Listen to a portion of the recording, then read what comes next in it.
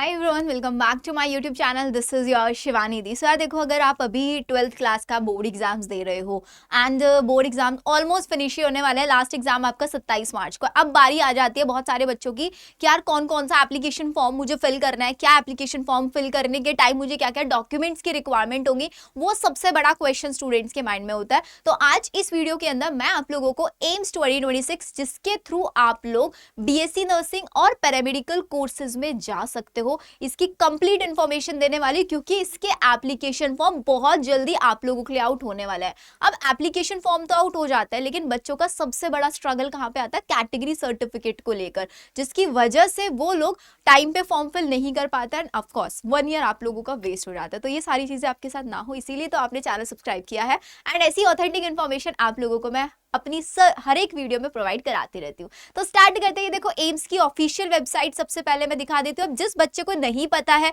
जो नया है इस एग्जाम को, समझ लो भाई, अगर आप 12th क्लास में हो, 12th क्लास में आप अपने अभी पीसीबी आपके पास था और आप बोर्ड एग्जाम दे रहे हो, तो आप इस एग्जाम के लिए अप्लाई कर सकते हो। एम्स दिल्ली खुद से एंट्रेंस एग्जाम कंडक्ट कराता है। All over the India 18 AIIMS है, उन सब एम्स में नर्सिंग और पैरामेडिकल जैसे कोर्सेज के लिए। And this should be your plan B. Plan A should be your NEET exam, क्योंकि बनना तो डॉक्टर है। लेकिन बहुत सारे ऐसे बच्चे होंगे जिनका ऑप्शन होगा कि यार नहीं, मुझे नर्सिंग में जाना है, मुझे टेक्नीशियन की जॉब पे जाना है, तो वो आप लोगों के लिए ये option should be the best one. तो यहाँ पर आप लोगों के लिए भाई 2026 सेशन के लिए ऑलमोस्ट आप लोगों की डेट्स आ चुकी हैं।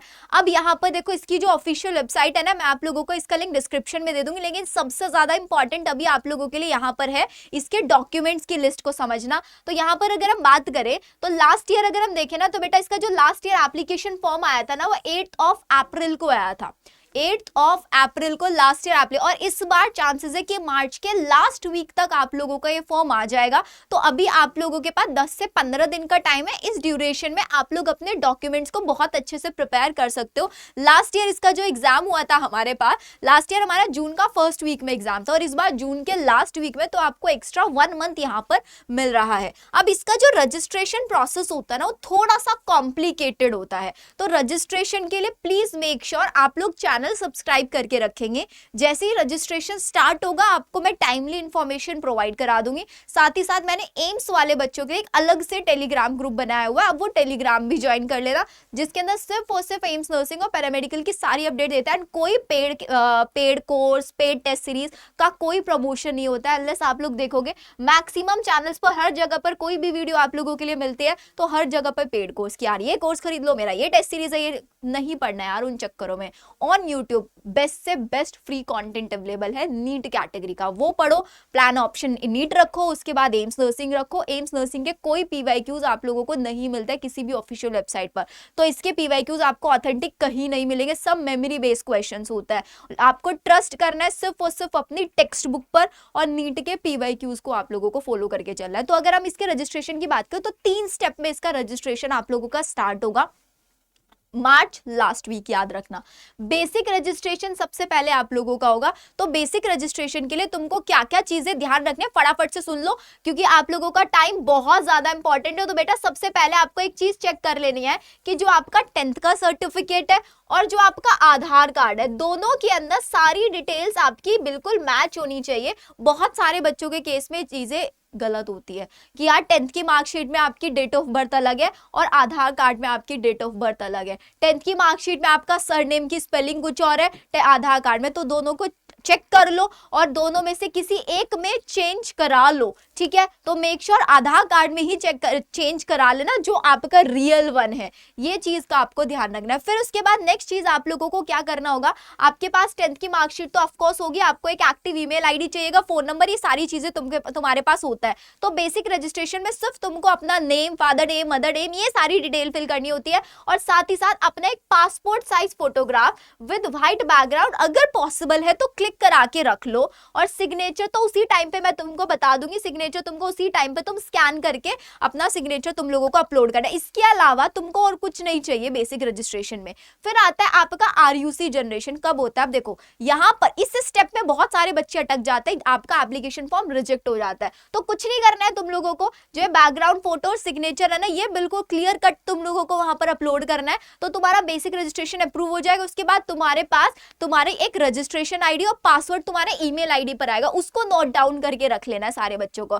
फिर RUC तुमको जनरेट करना है, लॉगिन करके आपका रजिस्ट्रेशन यूनिक कोड, एंड फिर आता है फाइनल रजिस्ट्रेशन। अब जो बच्चे 12th में है, अभी उनका रिजल्ट नहीं आया होगा, तो आप लोगों को 12th अपीयरिंग फिल करोगे, पेमेंट करोगे और सिटी चॉइस आप लोगों को कर देना है। अब बात आती है जो सबसे ज्यादा इंपॉर्टेंट है, वो है कैटेगरी सर्टिफिकेट। अगर आप जनरल कैंडिडेट है और आपकी family income less than 8 LP है, तो प्लीज मेक श्योर अपना EWS सर्टिफिकेट अभी से बनवा लो।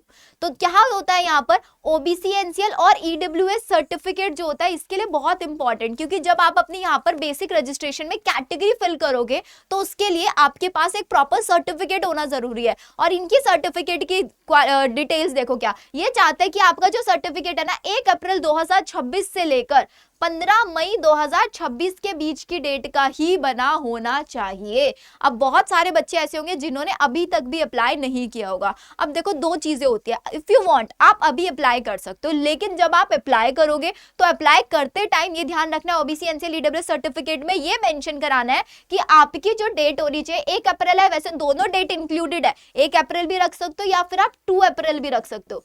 2 अप्रैल 2026 डेट मुझे अपने सर्टिफिकेट पर चाहिए अभी से, क्योंकि सर्टिफिकेट जब आप EWS सर्टिफिकेट भी बनना देते हो ना, तो उस टाइम पर भी और भी बहुत सारी डिटेलिंग वो मांगते हैं आप लोगों से।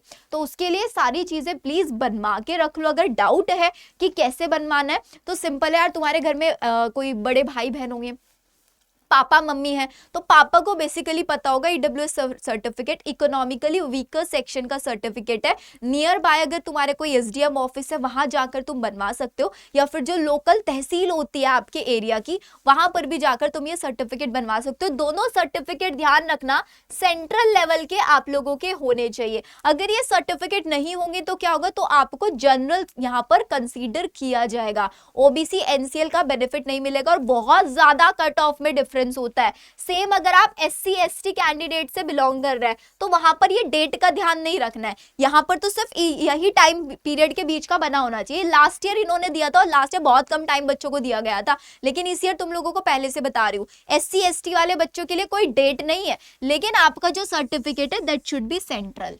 और हिंदी इंग्लिश दोनों फॉर्मेट्स में बनवा कर रखना। लास्ट ईयर ऐसा हुआ था बहुत सारे बच्चों के पास जिन्होंने हिंदी में सर्टिफिकेट, लेकिन काफी सारे एम्स ने हिंदी में सर्टिफिकेट एक्सेप्ट नहीं किया था। तो आपका जो सर्टिफिकेट होना चाहिए दैट शुड बी बाइलिंगुअल, ठीक है, ये चीज आपको ध्यान रखना। ये पूरा का पूरा फाइनल रजिस्ट्रेशन वाली चीजों में मैंने आप लोगों को बता दिया, certificate is the most important part. अब इसके बाद आ जाते हैं कि कौन कौन स्टूडेंट इसके लिए एलिजिबल है, क्योंकि अभी तुम्हारे बोर्ड एग्जाम चल रहा है और हो सकता है कि बोर्ड एग्जाम में जैसे फिजिक्स का डिफिकल्ट है, तुम्हारे मार्क्स कम रह गए, तुम्हारा वहां पर RT लग गया, अब वो बच्चे बड़े कंफ्यूज रहते हैं। तो ध्यान से सुन लो, अगर जनरल OBC EWS वाले कैंडिडेट हो ना तो मिनिमम 55% मार्क्स होने चाहिए फिजिक्स, केमिस्ट्री, बायो और इंग्लिश, चारों सब्जेक्ट्स के। अब फिजिक्स, केमिस्ट्री, बायो और इंग्लिश, इन चारों सब्जेक्ट्स के जो भी आपका स्कोर है, अब जिसका स्कोर अभी तक नहीं आया है ऑफ कोर्स वो तो अपीयरिंग फिल कर देगा, तुमसे स्कोर नहीं मांगेंगे, लेकिन वो बच्चे भी ऐसे बहुत सारे हैं लास्ट ईयर वाले जिनका स्कोर कम है। तो इन 4 सब्जेक्ट्स का स्कोर प्लस करना और उसको डिवाइडेड बाय 400 कर देना, ठीक है, इंटू 100 करोगे तो परसेंटेज तुम्हारी निकल के आ जाएगी। और देखना अगर तुम्हारा 55% नहीं है और अगर 54% भी है ना, then you are not eligible, ठीक है। एग्रीगेट चेक करना है, ये नहीं कि यार इंडिविजुअल एक एक सब्जेक्ट्स के अंदर, बहुत जगह पे तुमको गलत इंफॉर्मेशन भी दी जा रही है, लेकिन अगर तुम SC ST कैंडिडेट हो तो तुम्हारा मिनिमम 50% होना चाहिए। एग्रीगेट बता रही हूँ, चारों सब्जेक्ट्स का, इंडिविजुअल नहीं चेक करना है। ऐसे तुमको अपनी एलिजिबिलिटी चेक करनी है। और एज आपको बता देती हूँ, आपकी जो एज होनी चाहिए दैट शुड बी 17 ईयर, 17 साल के आप लोग हो जाने चाहिए 2026 दिसंबर तक, आप 17 साल के हो जाने चाहिए, ठीक है। तो ये चीजें मैंने आप लोगों को बता दिया। अब जरा थोड़ा सा एग्जाम रिलेटेड बात कर लेते हैं कि यार एग्जाम में क्या है। तो अगर हम बात करें BSc नर्सिंग 4 ईयर का प्रोग्राम है, सिर्फ और सिर्फ फीमेल कैंडिडेट दे सकती है। 1291 सीट्स अवेलेबल है ऑल ओवर द 18 एम्स। अब एग्जाम क्या होता है, physics, chemistry, bio, GK, 30 question plus GK के 10 क्वेश्चन। इस जीके को लेके बच्चे बहुत ज्यादा परेशान रहता है। तो मेरे बच्चों एक चीज ध्यान रखो, ये जो 3 सब्जेक्ट्स है ना, 90 मार्क्स तुम्हारे यहां से आ रहे हैं। ऑफ कोर्स ये भी रैंक डिसाइडिंग होते हैं, लेकिन आपका जो 3 मई को नीट का एग्जाम है ना, नीट का एग्जाम होने के बाद एग्जाम डेट है 27 जून, एम्स नर्सिंग की, तो इसके बाद देख लो कितना सारा टाइम है। इस ड्यूरेशन के अंदर तुम लोग बहुत आसानी से जीके कर लोगे। तो ट्रस्ट मी, अभी इन 3 महीने में सिर्फ और सिर्फ इन ये जो टाइम बचा है ना, इन 3 सब्जेक्ट्स पे फोकस कर लो। तुमको पूरी जीके 3 मई के बाद 27 जून के बीच में मैं खुद कराऊंगी इसी यूट्यूब चैनल पर। कोई पेड कोर्स में जाने की जरूरत नहीं है, बिल्कुल फ्री ऑफ कॉस्ट सारी चीजें करा दूंगी। 100 मार्क्स का पेपर होता है, आउट ऑफ द 100 अगर तुम 85 तक भी स्कोर ले आते हो ना, तो तुमको टॉप एम्स मिलेगा। और अगर तुम्हारा 85 नहीं, मैं बोलती हूँ अगर तुम्हारा 70 तक भी आ जाता है तो तुमको एक ना एक एम्स मिल ही जाता है। एक क्वेश्चन 1 मार्क्स का होता है, -1/3 की नेगेटिव मार्किंग होती है। और ये पेपर आपका सीबीटी मोड होता है, हिंदी इंग्लिश दोनों लैंग्वेजेस में कंडक्ट कराया जाता है। सारी चीजें तुमको मिलेंगी। चैनल इसीलिए सब्सक्राइब करके रख लेना। फॉर्म आएंगे, कैसे प्रिपेयर करना है, सारी स्ट्रेटेजी सब कुछ तुमको मैं यहीं पर देने वाली हूँ। उसका फ्री स्टडी मटीरियल भी आप लोगों को मिलेगा। पैरामेडिकल की अगर हम बात करें तो पैरामेडिकल का जो कोर्स होता है 3+1 ईयर होता है। मतलब कुछ कुछ कोर्सेज ऐसे हैं जो 3 साल और उसमें 6 मंथ्स की इंटर्नशिप होती है। लेकिन जैसे कि एम्स ऋषिकेश हो गया, वहां पे 3 ईयर का कोर्स होता है, 1 ईयर की कंपलसरी इंटर्नशिप उसी पर्टिकुलर एम्स में रह के तुमको करनी पड़ती है। मेल और फीमेल दोनों अप्लाई कर सकते हैं। पीसीबी और बच्चा लोग पीसीएम दोनों टाइप के स्टूडेंट अप्लाई कर सकता है। टोटल 680 है। अब आपको सीट से लग रहा होगा सीट तो बहुत कम है, लेकिन कंपटीशन भी कम है यार। और यहाँ पर अगर मैं बात करूं पैरामेडिकल में तो सिर्फ 3 सब्जेक्ट्स ही आते हैं, यहाँ पर तो जीके भी नहीं आता। 30 क्वेश्चन फिजिक्स, 30 केमिस्ट्री और 30 बायो ऐसे आता है। और अगर पैरामेडिकल में बात करें तो टॉप 4 कोर्सेज है। अगर मैं बोलती हूँ यार अगर तुम पैरामेडिकल में जा रहे हो तो ये 4 कोर्सेज अगर तुमको मिल जाए तो फिर तुमको कुछ सोचने की जरूरत नहीं है। आपका MRIT, medical radiology imaging technology, OTT, MLT और रेडियोथेरेपी टेक्नोलॉजी, ये 4 कोर्स सबसे टॉप है। इसके अलावा और भी बहुत सारे कोर्सेज है, लेकिन कोई फॉल्स ऑफ तुम लोगों को नहीं देने वाली हूँ, उनमें स्कोप बहुत कम है, बहुत कम। ये 4 कोर्सेज में से कोई भी एक मिल गया तो तुम्हारी जॉब तो गारंटेड है। तुम प्राइवेट सेक्टर में जाओ, गवर्नमेंट सेक्टर में जाओ, तुमको जॉब बहुत बहुत इजीली यार मिल जाएगी। ठीक है, तो अब हम बात करें एग्जाम की, तो इसका एग्जाम हमारे पास 27 जून को है। और बीएससी पैरामेडिकल का जो एग्जाम है आप लोगों का आई गेस 4 जुलाई को इसका एग्जाम होने वाला है।